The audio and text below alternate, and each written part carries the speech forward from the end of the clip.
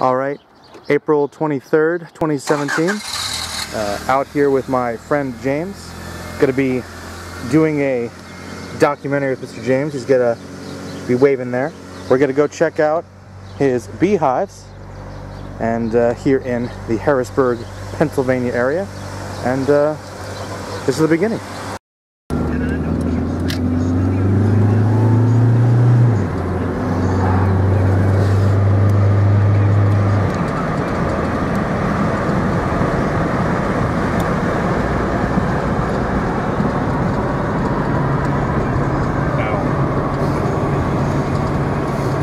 Lovely day, eh? Sure. Lovely day, Governor. A lovely day.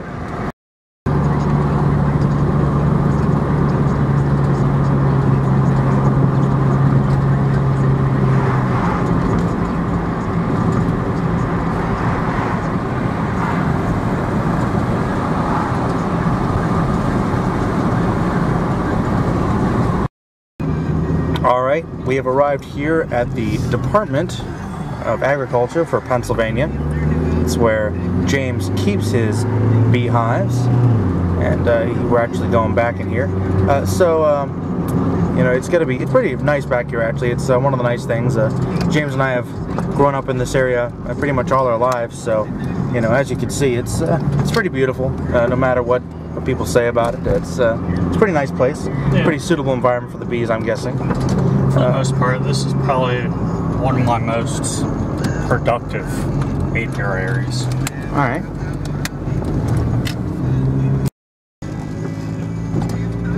Nice and secluded. I love the dandelions. Dandelions are pretty great. Good food source for early in the season for bees, so I love it when I see dandelions. That's a good sign? Yes, it's a good sign. Excellent. Oh, this is great. And we can just make them out now over there. I can give myself a shot of these guys. We'll get in closer. Oh, there they are. They're kind of hidden in the woods there. There they are. If I can stabilize. There they are.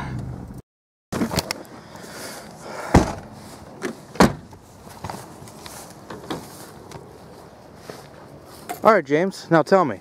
Yes. How long you been holding these beehives here at the Department of Agriculture? Why'd they let you do that?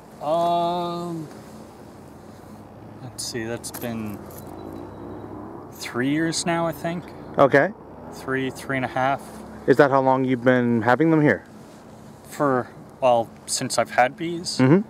I think it's been 4.5 years now. 4.5 years? Of keeping bees.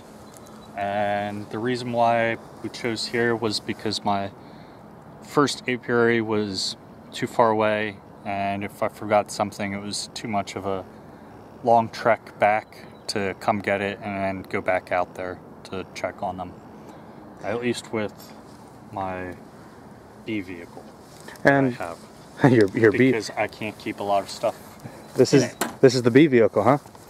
And tell me, what do we have here today? What? Oh, like for equipment. What do we have with us today? What do we need? I know that when dealing with bees, you need a couple basic tools. For you, you're going to have a bee suit. A bee suit? Yes. This one's pretty new, actually. This is ventilated.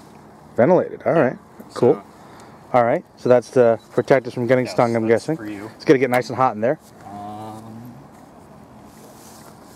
If I do use one, normally I've just been using just the veil. All right. And that's enough? Yep, that's enough for me. All right. I'll put that on like that. An experienced man. Smoker fuel. Basically just, I use wood chips, which is actually just rabbit and small animal bedding from, I think I got it at Walmart. And the smoke prevents the bees from getting agitated, I believe? It calms them down. Well, kind of. How's that? It forces them to go deeper into the hive and actually eat food and stuff, so it sort of calms them down. It's weird. Smoker, box smoker. And this is what you use to calm the bees. You want to use it enough, it builds up with creosote, and at some point here, probably pretty soon, I'll have to take a blowtorch and burn that all out. Oh my, it looks like you've used that quite a bit. Yeah. It smells quite nice, actually. And this is only 2 years old right now. 2 years. I haven't cleaned it yet. How many of those do you typically go through? This will probably last until something catastrophic happens to it, like if I leave it out at a bee yard or something, or I run it over, or something bad happens to it where it can't hold the fire and stuff. On another note, this is Hive Tool. I got this one. Is probably my most favorite one. I use it quite a bit now. What do you use it for? Well, you'll see once we start digging through the hives. Nice, some hands-on demonstration. Great. Oh darn, I don't have the other one. The other one that I have doesn't have this part. It's more of just this straight line, and then it curves down into the J hook. And you'll see why later in there. But this is probably my most favorite, though. All right. Anything else? Well, let me get the smoker lit, and I'll take a moment or two.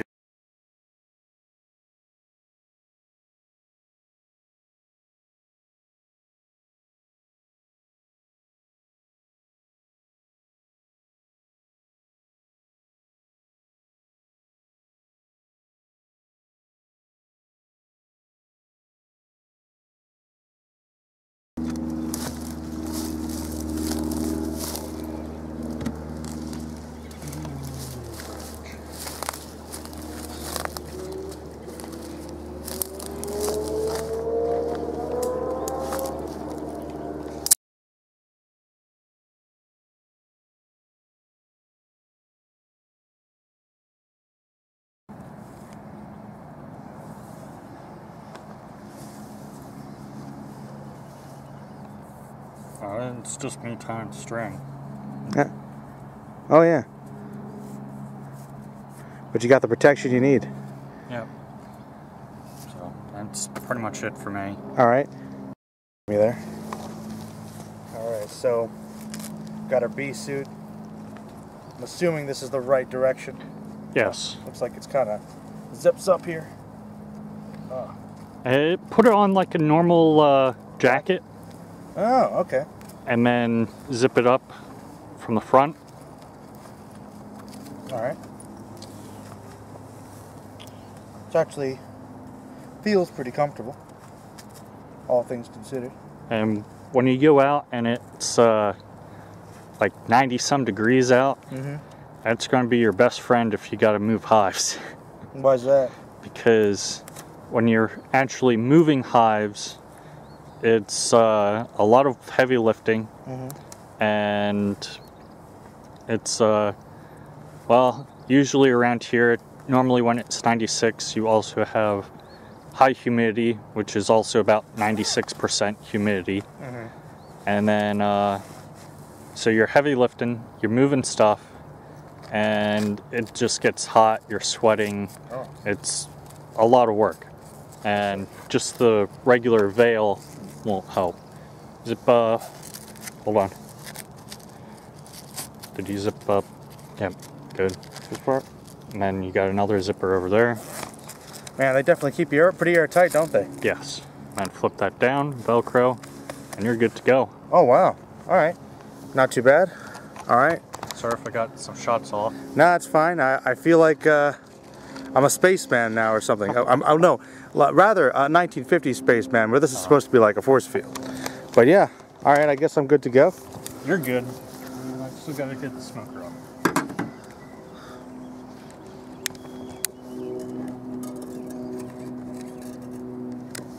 Beautiful.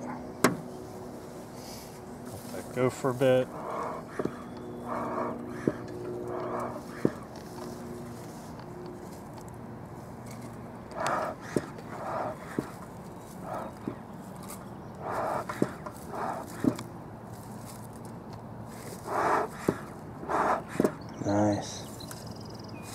We're going now.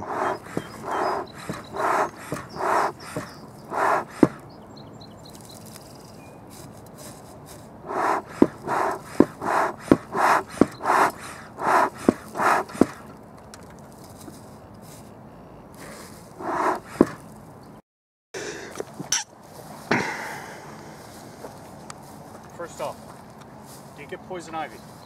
Not often. Not often? Okay, just be aware there is poison ivy back here. Okay. So, that hive's mine. That one's not. That's actually one of my mother's co-workers' hives. They lost their hive this winter. How'd that happen? Most likely due to mites. Mites this year were pretty bad. Is that a common problem? Well, it's not necessarily the mites that kill them. It's the viruses that they transmit through being due to parasite-host relationship, and that's probably what killed them. I don't know for sure. But we're going to go through my hive over here. They're getting pretty big, and I'm hoping I can split them today. Okay, and why are we splitting them today? Because they're getting too big, and I don't want to have this tall of a hive this early in the season still. I want to split them.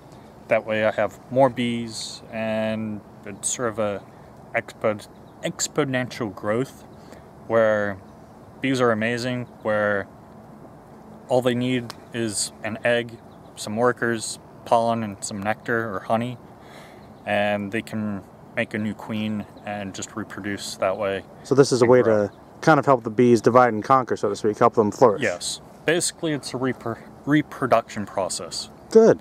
We're just doing it artificially. All right.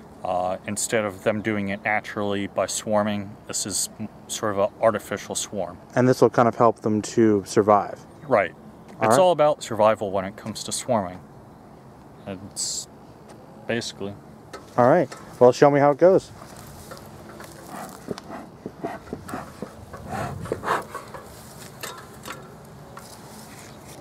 So, before we even open it up, good safety tip, don't stand in front of the hive entrance, which is down here.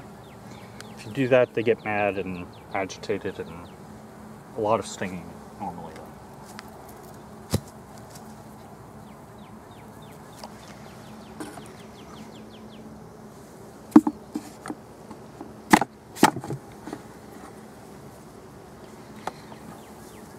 And they're probably not too happy about that.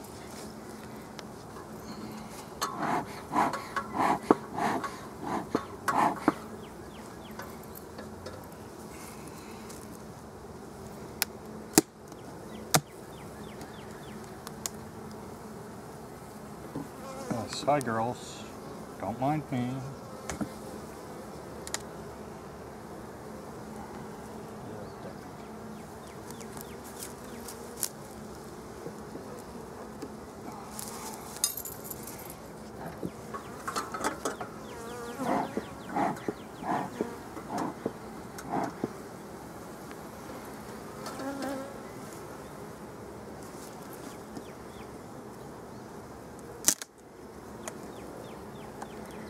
So, I'm not even going to check this box. Okay. Because I already know what's in it. And what is in it? Mostly just honey. A lot of bees like to work their way up. So, I'll probably check this one, and I'm hoping I have eggs in this one. If I have eggs in this one, I can split. If I don't, well, we'll have to close it up, and hopefully do it on another day soon when it's not raining. Okay, because it has been raining recently. Yes, it's been raining, sadly, almost every day that I have off, and which gives it a hard chance for me to actually work on my bees. And we've been trying to shoot this documentary for a couple weeks now, but it's just been a rainy, hazy April season, so it's been preventing some of that. But thankfully, we're nice enough to get a decent enough day to do a little bit. The bees are getting calmed down by the smoke. Ah. I believe that's some of the comb right there, correct? Yep. And you can look down on in it, and I'll point out stuff if you want. Please do. Show me anything you think might be of interest. Okay. So, if you get a view right down in here, the cells that are right here, right down here, if you can get a top down, that'd probably be best. Right down here that are sticking out, maybe. Right down along there. Those are drone cells. When I pull a frame out, you'll be able to see it better. But when I look down and I see that, I'm like, oh, good. Or at least something's there, which is good. I'm hoping once I go down another box, I'll see mostly just regular worker drone. And I'll point out different bee types here in a moment. Sounds interesting. Attaching another piece.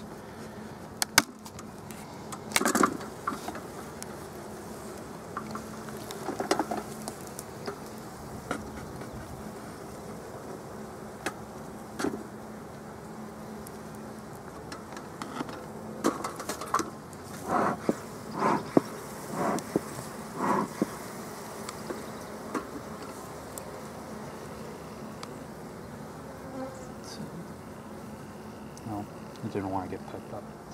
Okay, we'll go down one more box and then I'll see if I got eggs first. All right. Otherwise, then I know for sure and waste less time. And I will tell you that battery power is actually pretty low, lower than I thought. We still got a bar, which is probably a good 10-15 minutes, but try to see the bottom part here.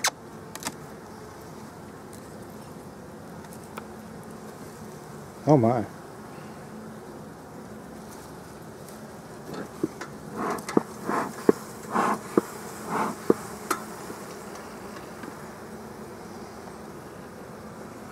Let's see if I can get this one out before she disappears.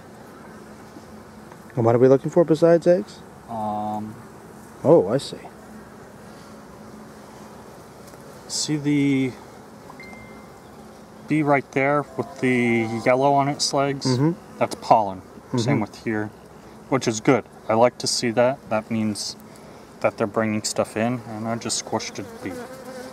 And did she sting me? Probably, but I can't feel it. Okay, let's see. Eggs. Oh, good.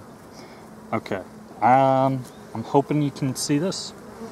If you get a view right in this area, you may be able to see it, but there's a little white, oh, there, that's the queen. She has a longer abdomen. Okay, I see her. So I want to avoid squishing her, otherwise everything's for nothing. Gotcha, everything's for naught. Right. So I'll just come on over on the other side here.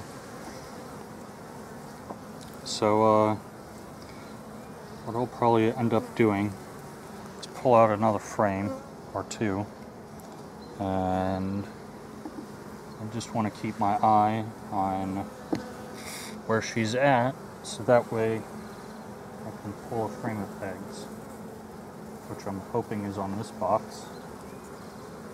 This frame, sorry.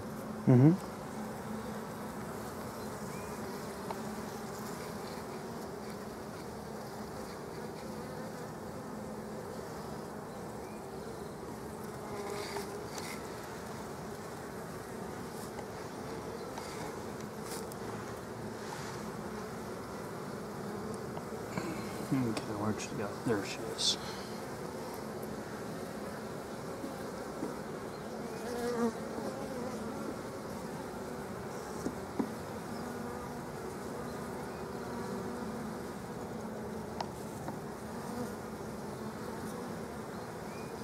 And I'd just like to point out that I am not an expert at beekeeping. No, you're just kind of been trying to do this your own way for a while now. Yes. But I don't know, you've learned quite a bit, I believe. You've attended a number of conventions, and you've been studying it for quite a while. You certainly know more about it than I. I think it's quite fascinating. So, I'll take this frame out. I'm going to put the frame that has the queen back in once I find her.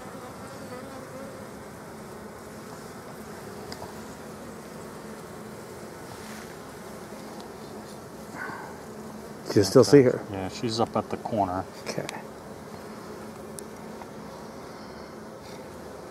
Yeah, she's right up here. I'm going to put her in. And we're back in.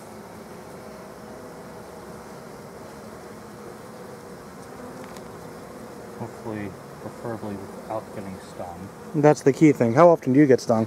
Last couple times I haven't, but you never know. This here is a nurse bee. That's on my finger. Okay. This helps with the eggs, I'm guessing? Yep. She helps take care of the eggs, the queen, and that. And the reason I can tell is because she still has a lot of hair by her wings. And when they're flying, they rub those hairs off. So,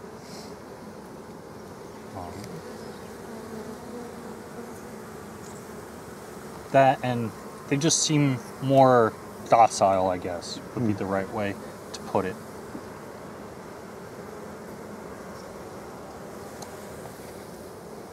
Do you have eggs? You have larvae. Is larva a good sign?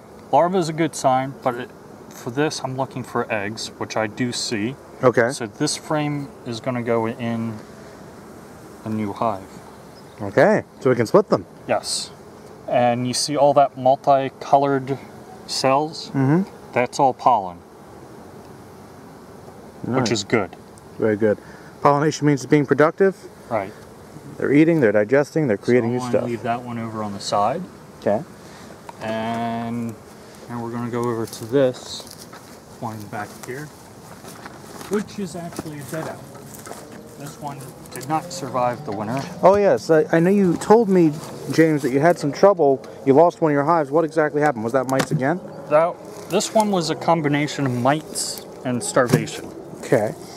So. And what might cause the bees to starve?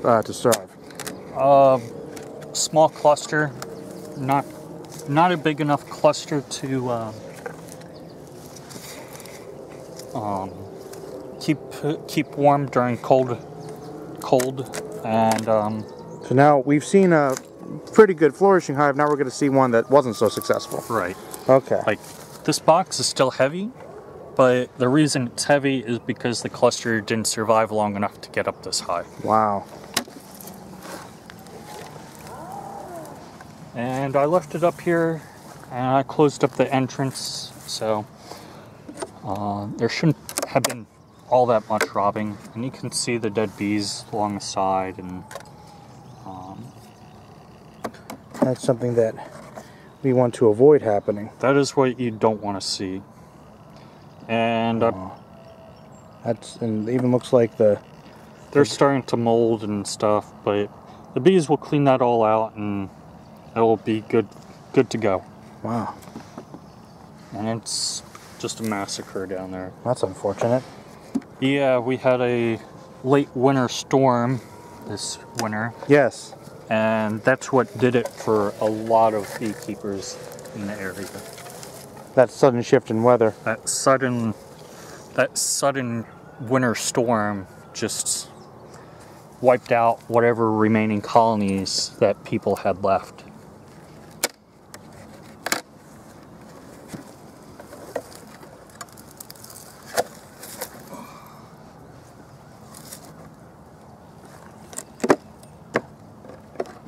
So, oh my. Yeah. And actually that doesn't look all that bad overall. My other two hives that didn't make it, I had dead bees going all the way up to here. So they were trying to crawl their way out and didn't make it? Well, no, the dead bees, they just fall to the bottom, and then come spring, if they survive, they'll pull the dead bees out, and Yeah. Wow. So, I'm gonna knock these guys off because they're no fun to look at.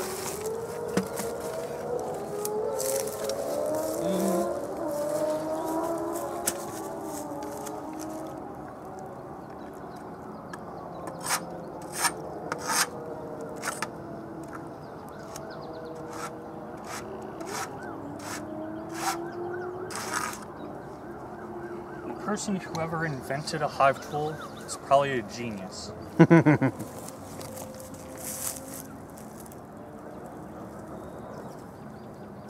There you have it, a beekeeper in his natural habitat.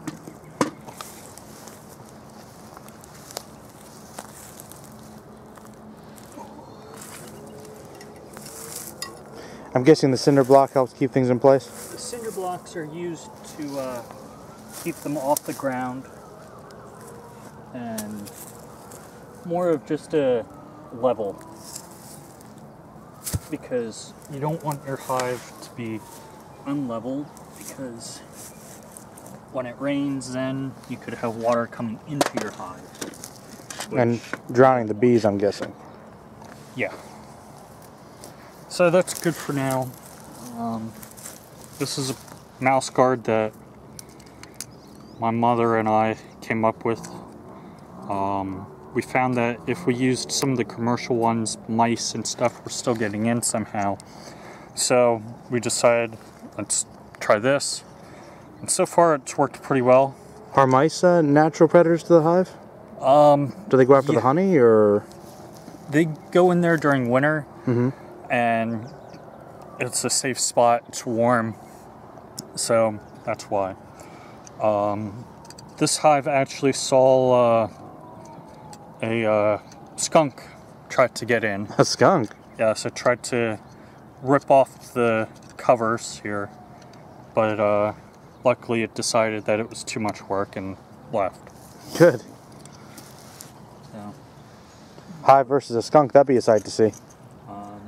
skunks are pretty bad overall. They they go after the bees, the honey, pretty much everything. Okay.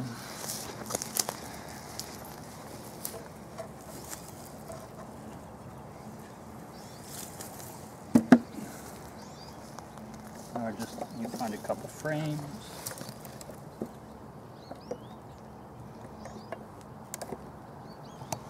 And they'll clean these out. Yeah. There's still pollen and stuff. They may clean out the pollen, but overall, pretty good frames.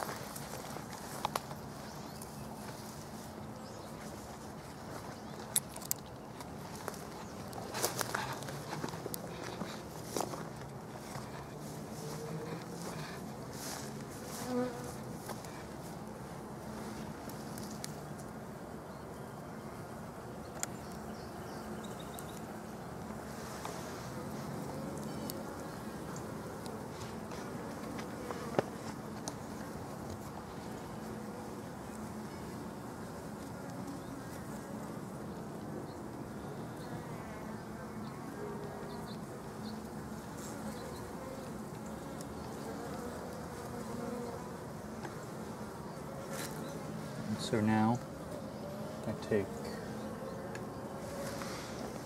Ooh, sorry, no problem.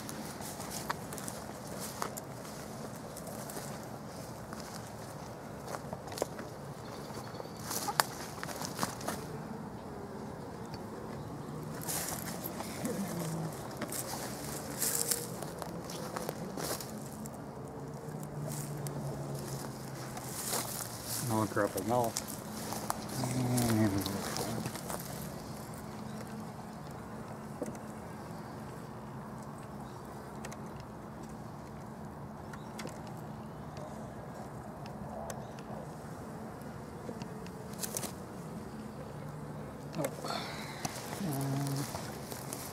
What about the fork when you get your hive tool? Ah, we need that. What? We need the hive tool. Yes.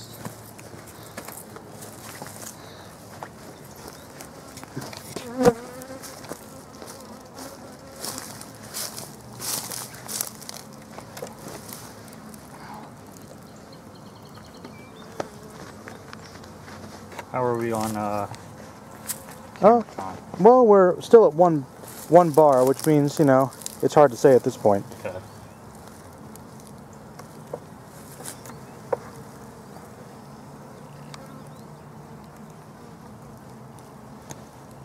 You're fastening them down, making sure they're secure. Right.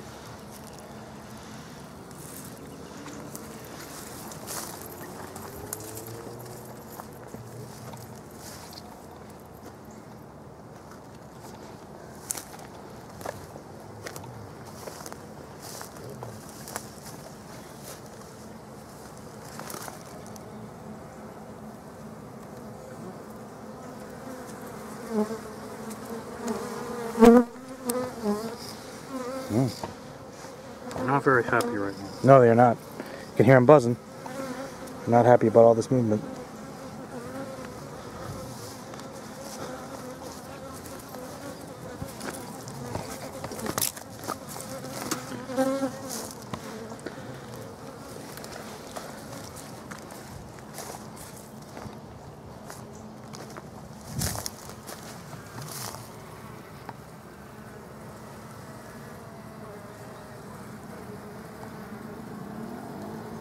A lot of these bees seem content to kind of stay where they are. Correct. That's because there's brood, which brood is young eggs, larvae, capped brood. Uh-huh. Which is what I want to see.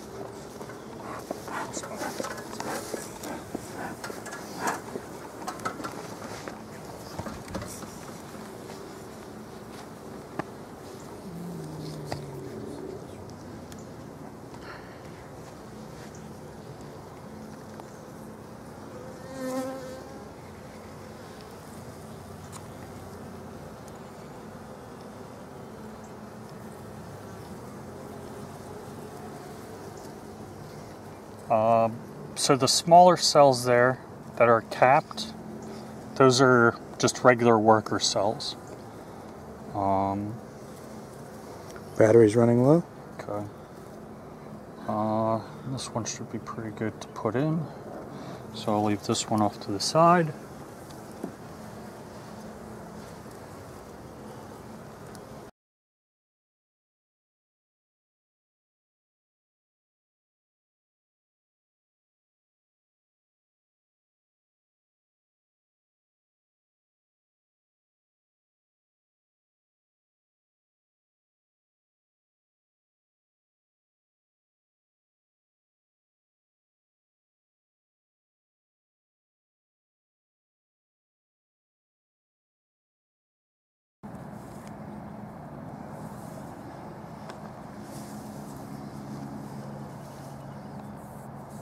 It's just me tying string.